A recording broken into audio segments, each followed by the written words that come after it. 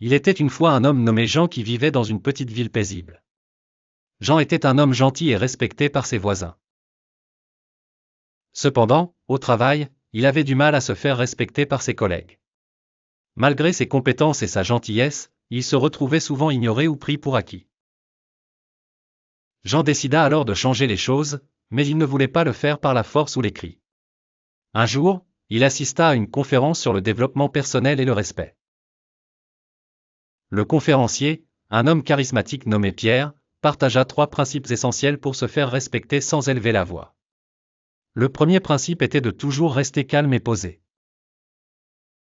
Pierre expliqua que les gens respectent ceux qui ne perdent pas leur sang-froid, même dans les situations stressantes. Jean prit note et commença à pratiquer la méditation pour mieux gérer son stress. Le deuxième principe était de communiquer clairement et avec assurance. Pierre insista sur l'importance de bien choisir ses mots et de s'exprimer avec confiance.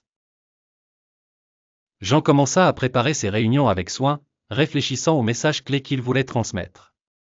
Il travailla sur sa posture et sa voix pour projeter une image de confiance. Le troisième principe était de poser des limites claires. Selon Pierre, il est crucial de faire savoir aux autres ce qui est acceptable et ce qui ne l'est pas. Jean apprit à dire non poliment mais fermement quand il le fallait, sans se sentir coupable. En appliquant ces principes, Jean remarqua peu à peu des changements autour de lui. Ses collègues commencèrent à le traiter avec plus de respect.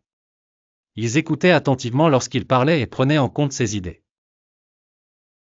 Jean se rendit compte que le respect ne s'obtient pas par la force, mais par la maîtrise de soi, la communication et l'affirmation personnelle.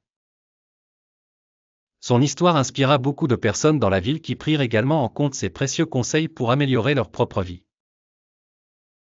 Au fil du temps, Jean devint un modèle de respect et de sagesse pour tous ceux qui le connaissaient. Et il comprit que le véritable respect commence toujours par soi-même.